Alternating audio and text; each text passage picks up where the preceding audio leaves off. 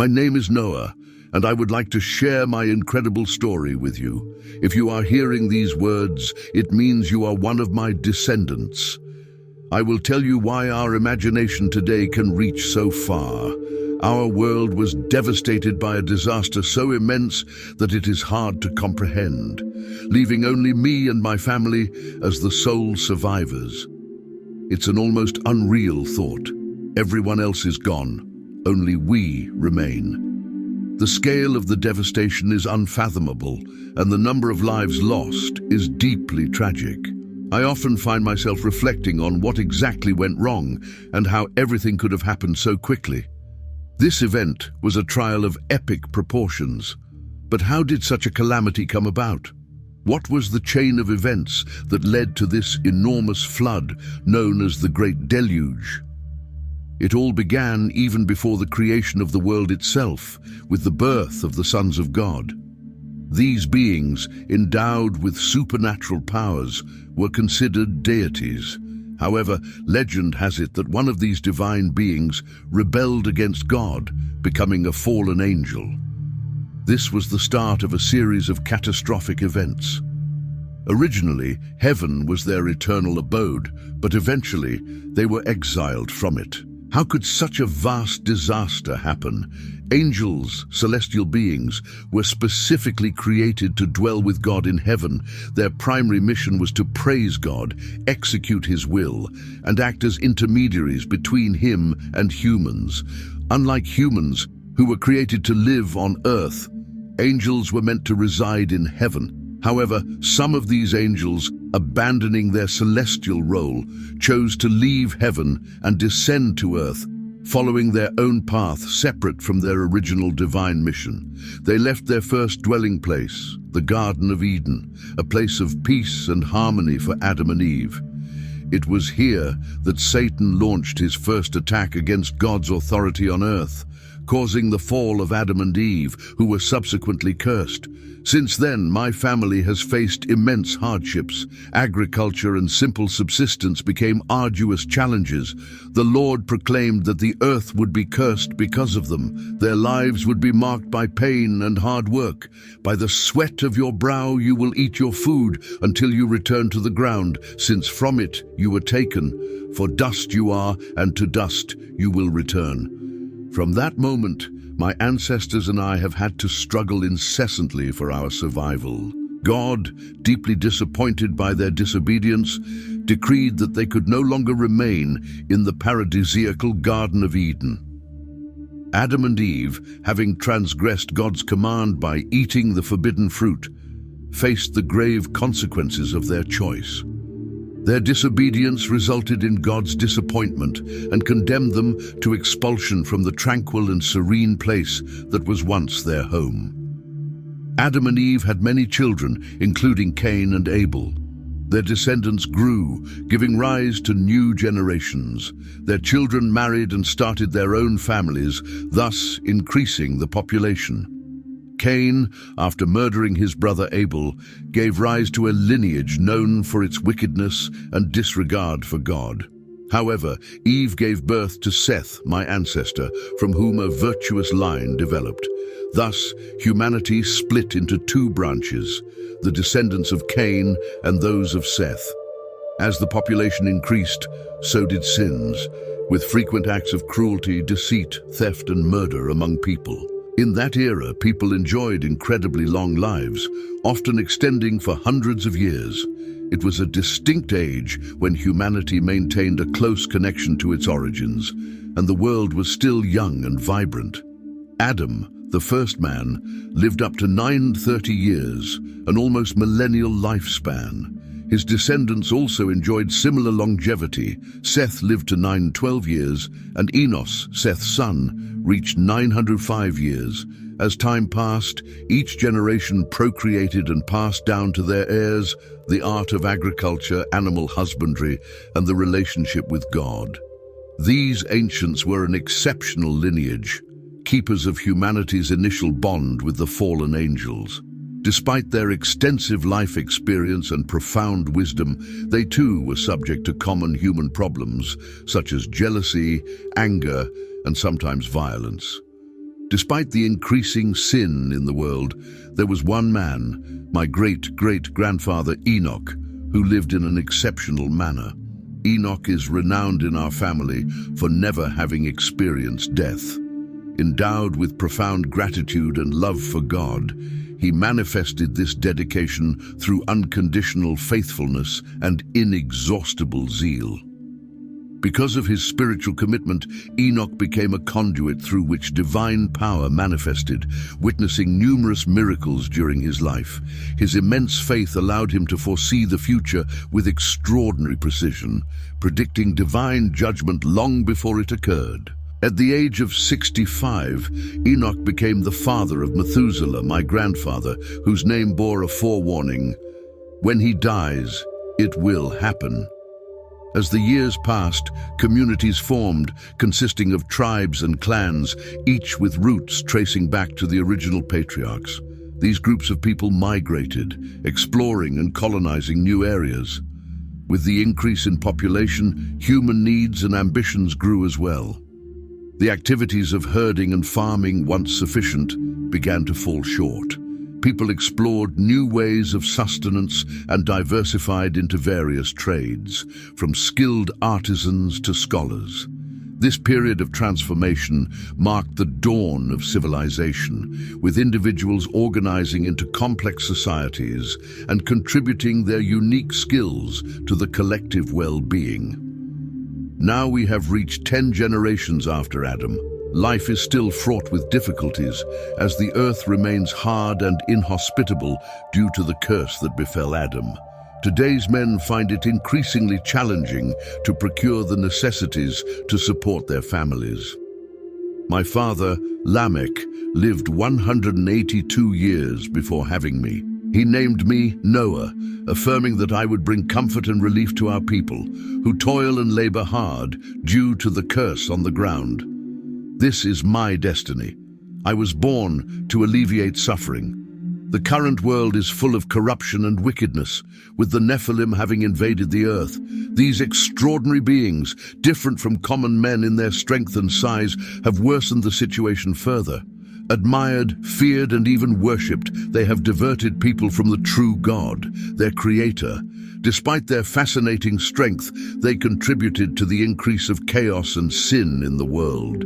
As the human population grew, evil forces began to infiltrate.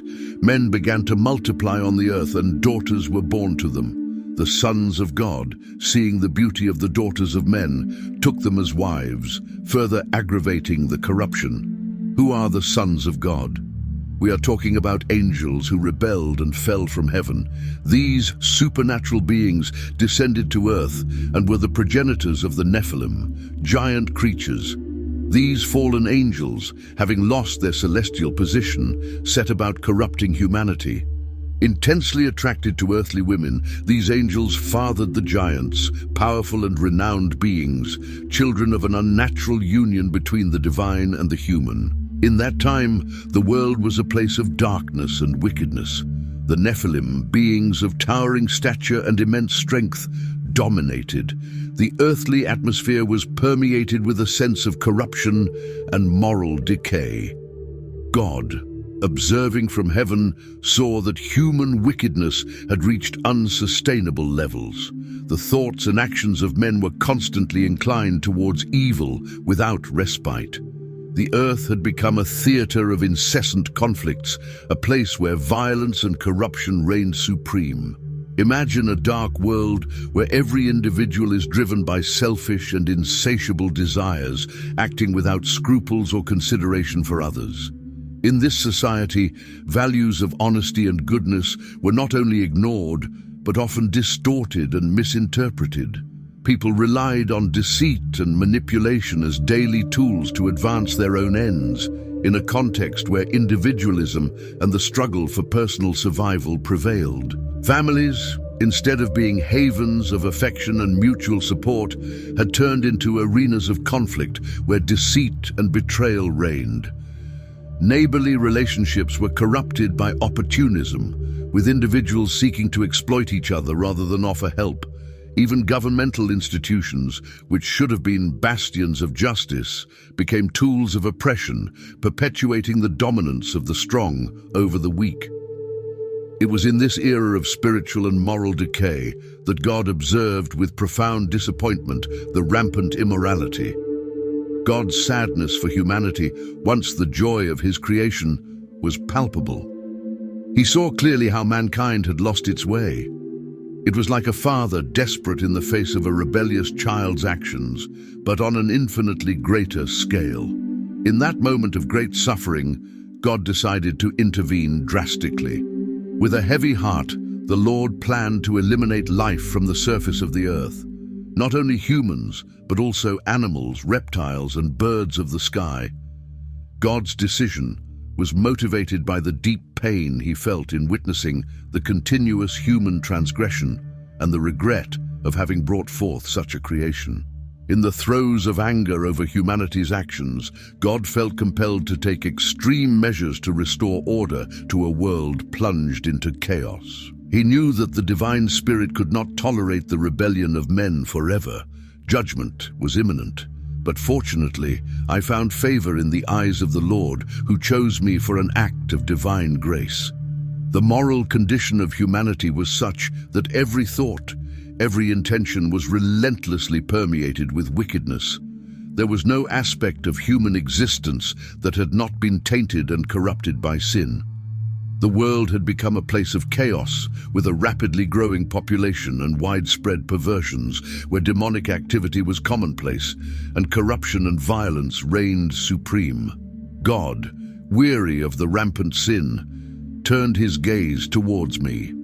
I was a righteous man, profoundly different from the people of my time. I maintained a close communion with God and walked in his ways. Unlike many others, I remained untouched by the corruption that devastated the world. Neither I nor my family engaged in sinful practices with the fallen angels. Although not perfect like God, I sincerely endeavored to follow his commandments and live according to his will. My family consisted of my wife and 3 sons, Shem, Ham, and Japheth. I followed the divine commandments as faithfully as I could, according to my understanding. In an era marked by sin and depravity, I stood out as a shining example of virtue and integrity.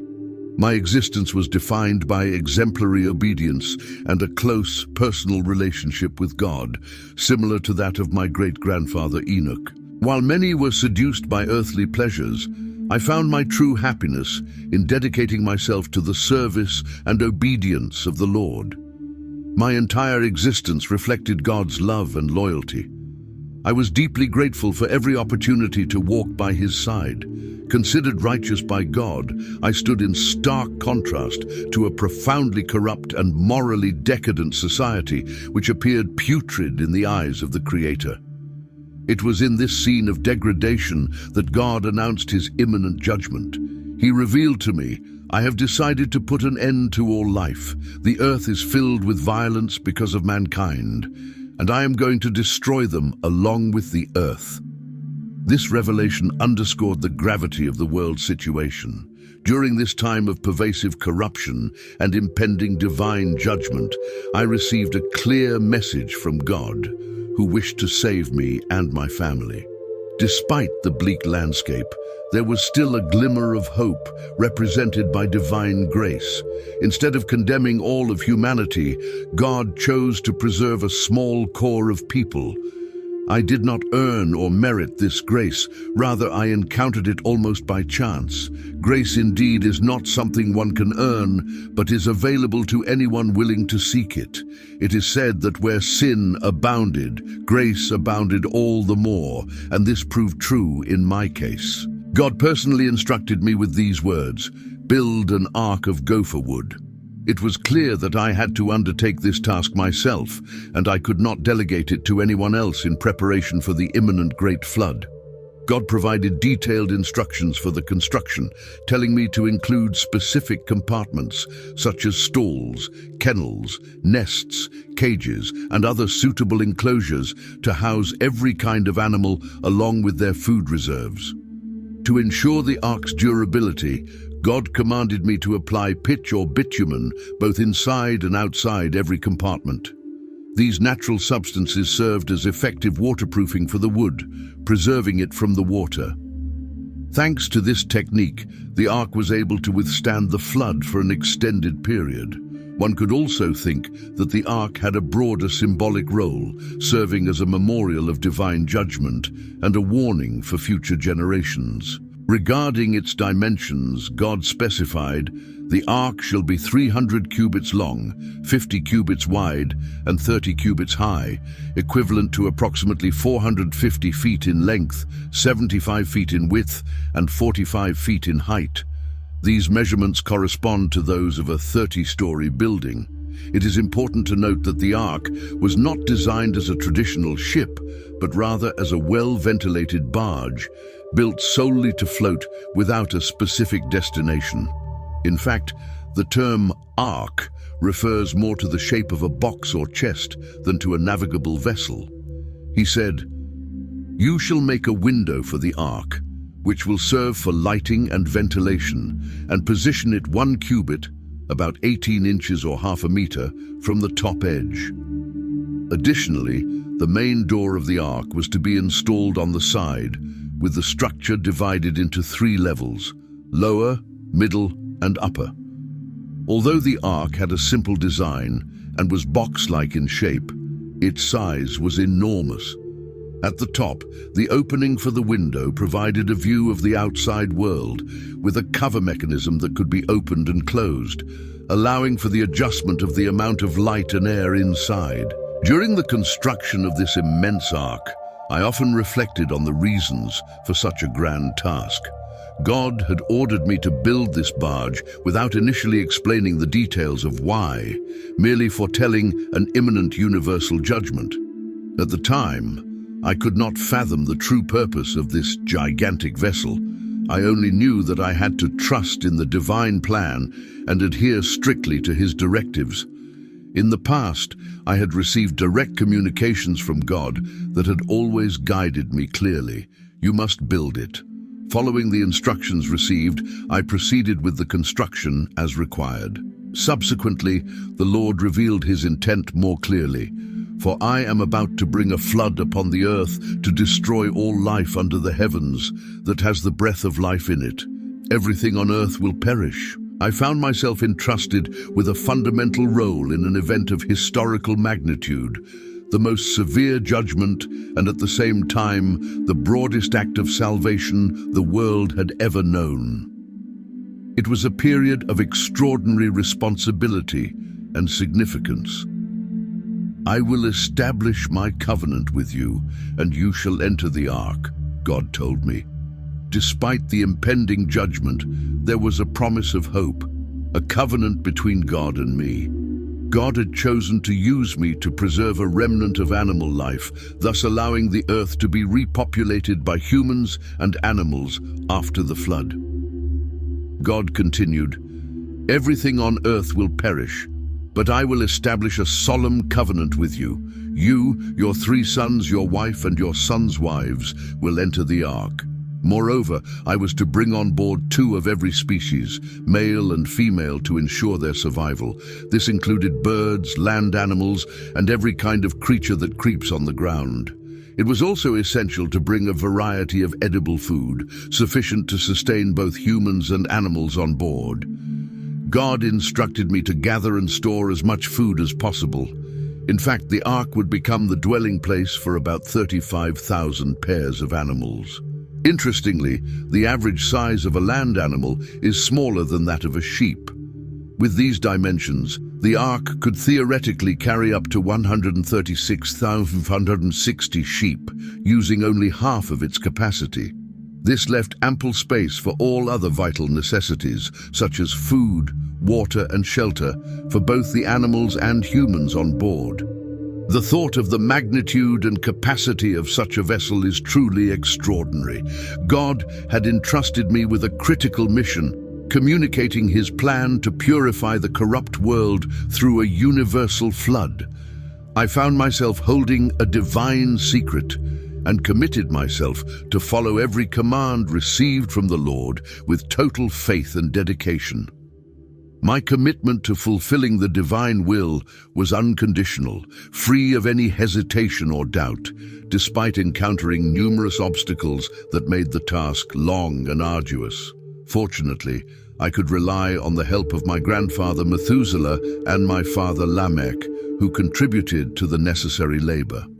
The Lord specified in detail, "Of every clean animal, you shall bring 7 pairs, the male and its mate, and of the animals that are not clean, a pair, the male and its mate. Also of the birds of the sky, bring 7 pairs, to keep their offspring alive on the face of all the earth. In 7 days I will send rain on the earth for 40 days and 40 nights, and every living thing that I have made will be destroyed." Thus, without hesitation, I carried out every order from the Lord. The task required enormous effort, vast amounts of materials, and many years of work. But I did not shy away, remaining faithful to the mandate received from God.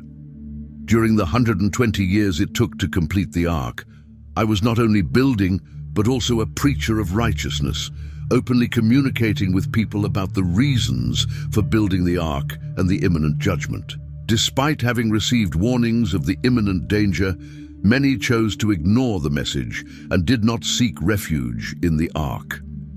In an era marked by disbelief and skepticism, my words were not the only attempt at warning.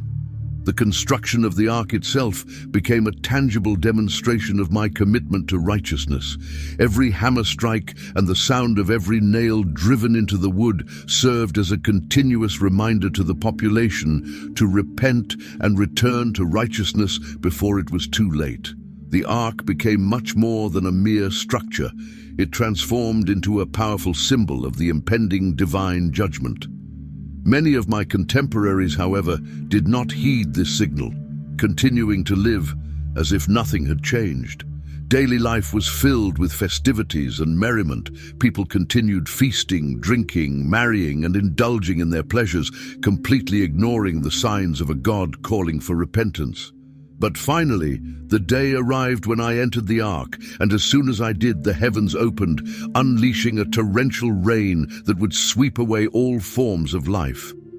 At that moment, those who had been too preoccupied to heed the warning faced the dramatic consequences of their negligence. For 120 years, I dedicated myself to preaching righteousness, hoping to inspire a change in the hearts and minds of the people. However, it seems my words went unheard. Despite my efforts, my message was ignored. I wonder if one day people will open their hearts and follow the path of righteousness that I tried to show them. I built the ark 600 years after God created humans, intelligent and capable of innovation. With an average lifespan close to 1,000 years, the innovators of my time achieved remarkable results, building cities, creating musical instruments, and working with metals. My era was a period of peak industrial development while I was constructing the ark. This project was immensely difficult, requiring great physical effort, significant resources, and much patience. The entire process was dangerous and uncertain. To those observing from the outside, my commitment might have seemed absurd. I worked on the ark for decades, while many around me mocked and ridiculed my efforts. Despite everything, I remained steadfast in my faith and continued to build the ark, knowing it was my duty and destiny. My mission was to follow God's instructions and rely on Him to provide everything I lacked, including the knowledge needed to build a sturdy ship and complete the work on time. Imagine the emotion when the ark was finally ready. During that time, however, I lost my father, who would not be with me to witness the great judgment that would occur in the following years. Even the prophet Enoch, one of my ancestors, did not join my journey because God had taken him. It was essential to take Enoch's words seriously, as he was taken from the earth without experiencing death. No one could find him anymore, for God had taken him. All my ancestors had gone, and they would not live to see the extraordinary and devastating event I would face. Finally, that day arrived, a day that marked the end of the era in which I had grown up. It was the day when all those I had known would discover their fate. It was then that the Lord spoke to me, saying, "Enter the ark, you and your family, for among all the people of your generation, you alone are righteous and have acted correctly in my sight." The idea was that God resided in the ark and would be with me during the journey. He invited me to join him in the ark. The Lord did not simply command me to go, but to come, suggesting that he himself was already there in the ark, ready to welcome me and my family into the great ship that would serve as our refuge while the rest of humanity perished in the flood. That moment will forever be etched in my memory. As I entered the ark, surrounded by the animals and the divine presence, only my family was with me. Can you imagine the pain of losing everyone you have known since childhood? I did everything I could, warning them for a long time. The air was saturated with the sounds of thousands of creatures, each with its distinct call. After years of incessant work, finally, the animals completed their journey. God had instilled in them a migratory instinct capable of wonders. This was the greatest assembly of animals ever seen, a gathering not achieved by human skill, but only possible through divine intervention. The animals entered the ark in pairs, following an order that only God could establish. Indeed, for God, it was never difficult to induce animals to do his will. This moment was absolutely extraordinary. My father was no longer here to see it, having died 5 years earlier. Perhaps God waited for the deaths of Enoch, Methuselah, and Lamech before unleashing the flood. Now I found myself here without these men of great faith. God himself had recognized my righteousness. The years preceding the flood were years of active obedience. I not only believed that the flood would come, but I also followed God's instructions to prepare for it. When I received the order to enter the ark, people around me watched and whispered, mocking me whenever they passed by. I could hear their derisive and cruel comments about crazy old Noah. Everyone was convinced that there would be no flood. But against all odds, the Bible recounts that the flood did indeed come. The Lord sealed me inside the ark, the same door that excluded the others. The door that shut us in and the waters that annihilated the world were the same that lifted the ark. I was 600 years old when the flood covered the earth. I, my sons, my wife, and my sons' wives entered the ark to escape the devastating waters. Among the clean and unclean animals, the birds, and every creature that crawls on the ground, all were guided by God to the ark, in pairs of males and females, just as God had commanded. And after 7 days, God sent the rain, and the waters of the flood inundated the earth in the 600th year of my life, on the 17th day of the 2nd month, precisely on that day. The springs of the great deep burst forth, and the floodgates of the heavens were opened, unleashing incessant rain upon the earth for 40 days and 40 nights. Before the rain began, we, along with the animals and my family, had waited in the ark for 7 days, a period that seriously tested our faith after more than a century of preparations. When the doors of heaven opened and the springs of the great deep broke forth, it was an epic cataclysm. Water gushed from the ground while the rain continued ceaselessly for 40 days and 40 nights. This was a period of severe trial and purification, a necessary prelude before entering a completely renewed world. The Lord then closed the door behind us. Everything had been prepared precisely as the Lord had ordered, ready for the flood that God was about to send upon the earth. It was not up to me to close the door to others' salvation. That is a divine prerogative. God kept the door open until the last moment, but in the end, he had to close it. For me, the ark represented ultimate salvation, but unfortunately for the rest of the world, it was a sign of condemnation. Those who were not inside the ark had no chance of redemption. After 120 years of trying to guide and admonish, God's Spirit ceased to contend with humanity. Beyond that door lay death, without exception. But within the ark, there was absolute tranquility. The flood, an unprecedented rain, lasted 40 days and nights, during which the waters rose so high that they lifted the ark, causing it to float above the earth. The waters increased and became so powerful that all the high mountains under the sky were submerged.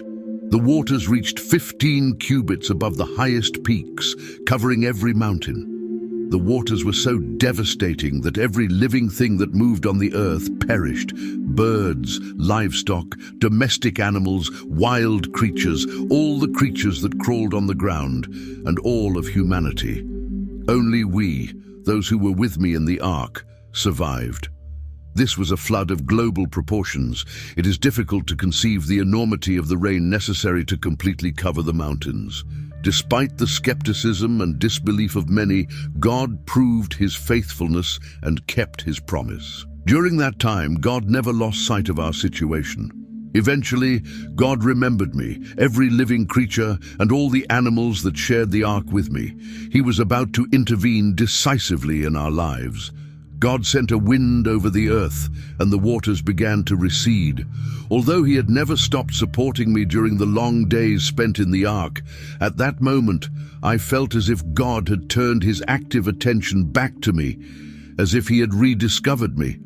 Being confined in the ark for so long, at the right time, I felt back in his thoughts, just as I was facing a natural calamity like the flood. It is easy to feel powerless and overwhelmed in such extreme situations, but we must not forget that the Almighty, creator of the vast universe and our world, has the power to calm even the most turbulent waters. As the floodwaters gradually receded, the ark finally came to rest on Mount Ararat, marking the beginning of a new phase. Imagine a landscape of almost mystical grandeur. The mountain range of Mount Ararat, whose northern and eastern slopes rise majestically from the vast plain of the Aras River. These mountains reach an impressive altitude of 3,300 meters above sea level. To the southwest, the slopes rise directly from a spectacular plain situated at a staggering altitude of 5,500 meters above sea level, covering an area of about 40 kilometers in diameter. Mount Ararat, with its majesty, is a true natural monument, a wonder that can leave anyone breathless, admired for its beauty and grandeur. This is where the cradle of humanity is located, our true Garden of Eden. The skies unleashed roaring thunder as the springs of the abyss opened, releasing an unprecedented deluge upon the earth. The incessant rain lasted for 150 days, threatening to erase all forms of life. But then, as if by a miracle, the waters began to recede, gradually revealing the long-lost contours of our world. On the 17th day of the 7th month, the ark came to rest on the slopes of Ararat, transforming into a symbol of hope in an otherwise desolate landscape. As the days passed, the waters continued to diminish until, on the first day of the 10th month, the embracing view of the mountain peaks re-emerged, marking a slow but sure return to life on Earth. The rain that once seemed incessant finally ceased, but the power behind this phenomenon was still palpable, a manifestation of God's divine control, deciding the flow and stoppage of the waters.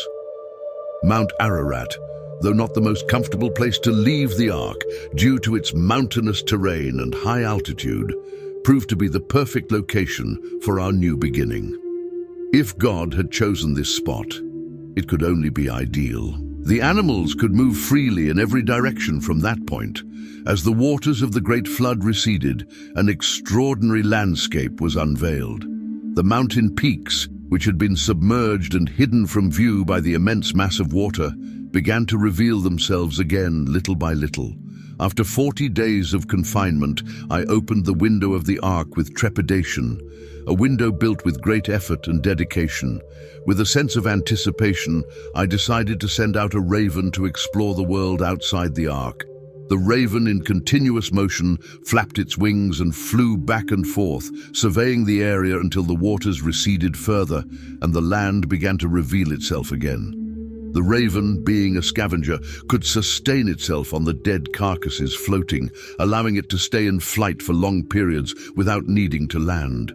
However, we knew that the raven alone would not be sufficient to confirm the complete retreat of the waters. A more reliable sign, indicating a safe and habitable environment, was needed. So, after further waiting, I chose to release a brave dove, hoping to discover if the waters had definitively receded, allowing us to leave the ark after weeks of forced isolation. As the dove flew overhead, the anticipation was almost unbearable. I reached out my hand to welcome it back to the ark, holding it close to me. Then I waited with growing anxiety for another 7 days before releasing it again. Upon its return, the dove carried a fresh olive leaf in its beak. That sign revealed to me that the waters had finally receded from the surface of the earth. What an extraordinary image! A dove with an olive leaf. It patiently awaited the right moment to land in a safe environment, thus symbolizing purity and elegance. Despite this reassuring discovery, I decided to wait another 7 days before sending it out again. This time, however, the dove did not return. It was then that I understood our long journey had come to an end and that we had finally found dry land. Thus the raven and the dove were the pioneers in beginning their lives on the renewed earth. It didn't take long before the other animals started to do the same. God had commanded me to enter the ark at a specific time, but he did not indicate the exact moment to leave it. It was essential for me to know when to enter, and God made sure I had this information. As for the time of departure, it was not relevant for me to know in advance, so God did not reveal it to me. He always has a way of making known to his people what is truly necessary for their good. In the 601st year, on the first day of the first month, I noticed that the waters had receded from the surface of the earth. I removed the covering of the ark and saw that the ground was completely dry. One can only imagine the immense anticipation that filled my heart as I waited for the complete withdrawal of the waters. Yet, we remained a little longer inside the ark. On the 27th day of the second month, the earth was completely dry, and God spoke to me, telling me to leave the ark with my wife, my sons, and their wives. He instructed me to bring out with me all living creatures, from birds to animals and every creeping thing on the earth, so they could reproduce abundantly and multiply.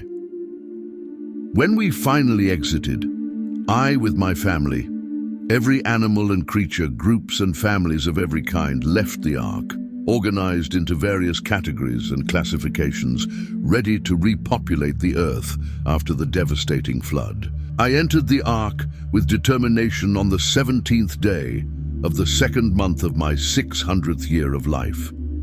That year, trapped among the wild waves of the sea, was a period of extreme challenges. But finally, in the second month of my 601st year, I emerged from the ark, still alive and victorious. It was a year of remarkable transformations, a period I overcame to be able to tell my story. Imagine the earth coming to life again as the animals from the ark began to repopulate the world, bringing back the life and diversity that had been temporarily lost. The scene was fascinating as I emerged from the ark to set foot on a vast new world. As soon as I stepped out, I found myself facing a world waiting to be rediscovered. Every direction I chose reflected God's covenant with me. With fervor, I erected a grand altar to the Lord and carefully selected only the purest and most precious animals and birds to offer as burnt sacrifices. The flames rose toward the sky as I humbly presented my offerings, my heart overflowing with reverence for the Almighty. It was a moment of deep emotion that touched my soul, a powerful symbol of my gratitude and the renewed beginning of life on earth.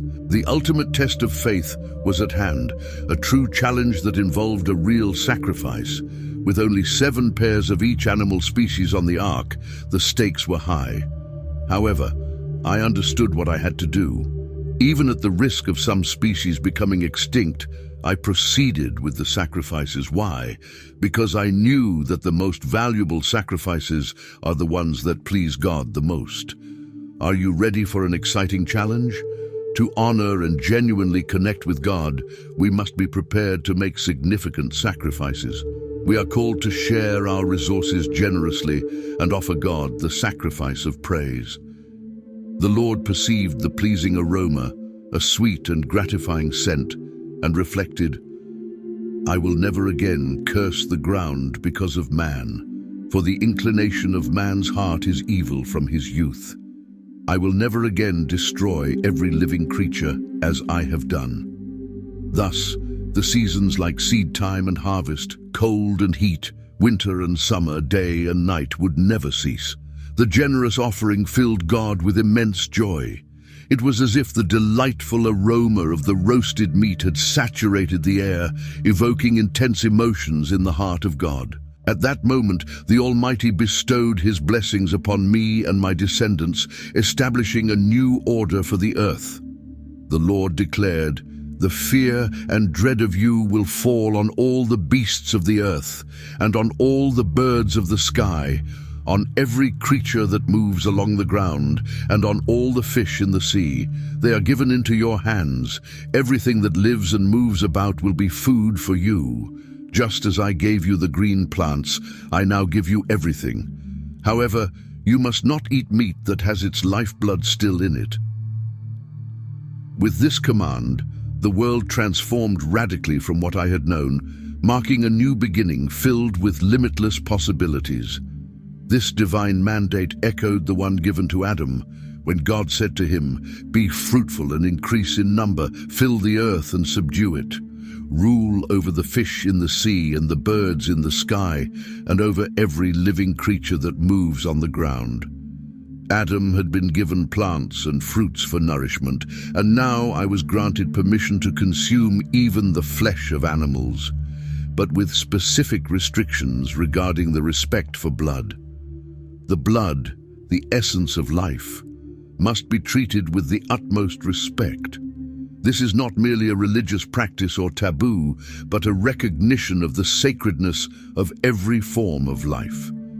Shedding blood means taking life itself. Some may practice the ingestion of blood, but such behavior does not align with the Lord's precepts. Indeed, God affirmed, "I will demand an accounting for the life of another human being. Whoever sheds human blood, by humans shall their blood be shed. For in the image of God has God made mankind.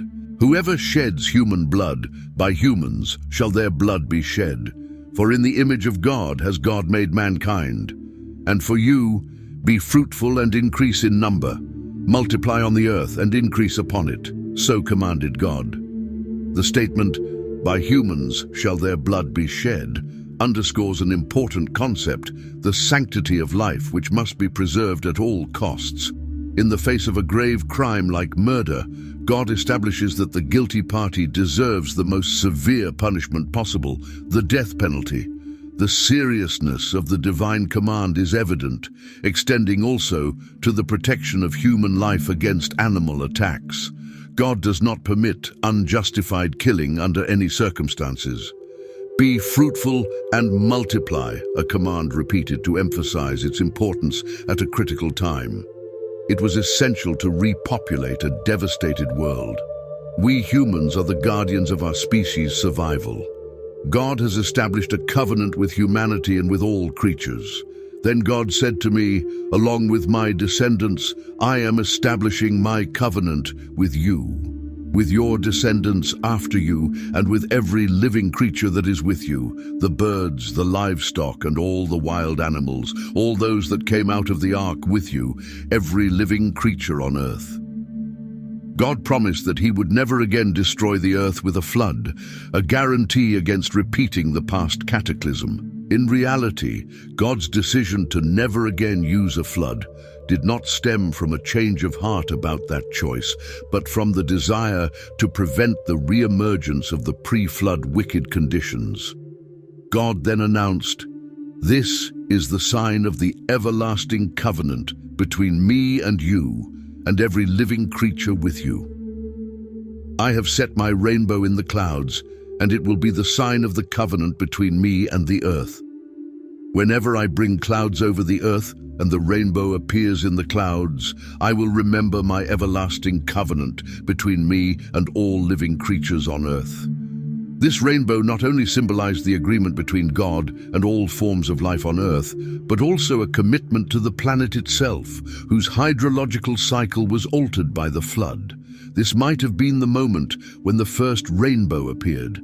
Think of the majesty of this symbol. The rainbow reminds not only God of his promise, but also us. Every time you see a rainbow, remember this extraordinary story and God's solemn covenant. A reminder that his protection and promise are eternal, valid for all future generations. Such a vision represents a confirmation that God's covenant of peace with humanity is solid and enduring, a pact that extends to me and all future generations. This heavenly commitment, however, is not without trials. I became the elder of the world, the last survivor of my era. All others had perished, and a significant and sorrowful event was about to affect my descendants. My sons, Shem, Ham, and Japheth, who left the ark with me, would give rise to populations that would spread across the earth. After the flood, which brought destruction, but also the possibility of a new beginning, I devoted myself vigorously to reconstruction. I embarked on a new adventure, exploring and discovering, cultivating various plants, including a large vineyard destined to produce abundantly. From these vines, I made wine. One day after drinking, I found myself in a state of intoxication and ended up disrobing in my tent. Ham, the father of Canaan, accidentally saw my nakedness and instead of respecting my privacy, told his brothers what he had seen. In contrast, Shem and Japheth acted with respect.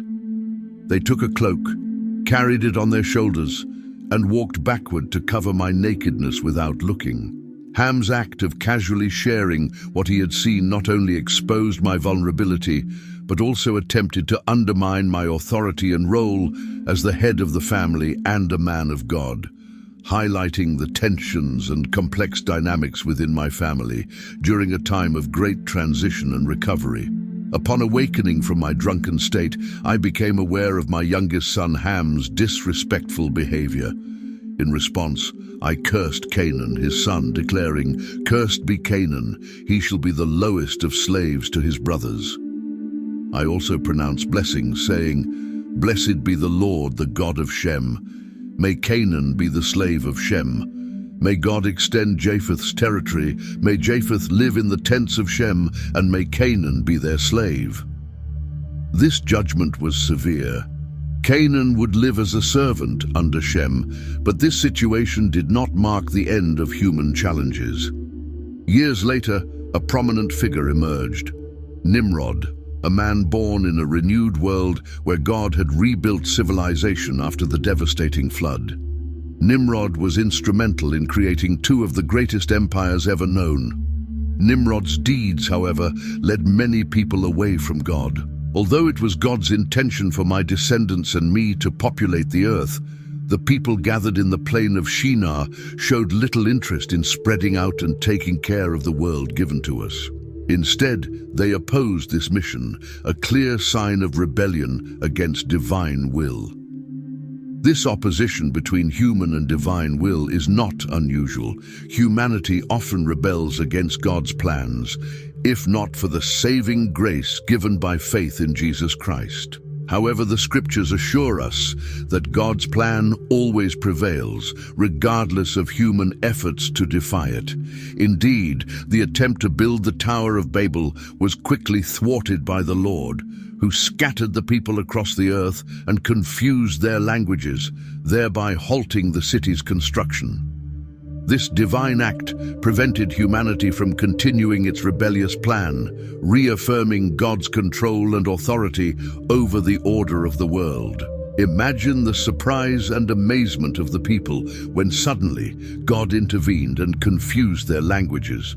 For the Creator, this gesture was not complicated. His will and designs are unstoppable. Now, 3 centuries after the Great Flood, my time on this earth is coming to a meaningful conclusion. But after all, who am I really? I am the embodiment of a life lived in faith. I acted with faith, warning of the danger of events yet unseen, guided by a profound sacred respect. With faith, I built an ark to save my family. I belonged to the devout lineage of Seth, in an era when men began to call on the name of the Lord. My existence has been defined by obedience and generational loyalty to God.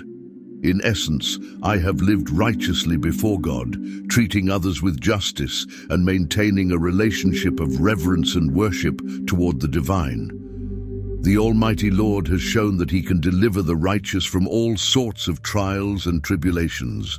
Reflecting on my life, it is clear that sin will never go without consequences. The day of judgment is ever closer. My name is Noah, and this is the story of my life.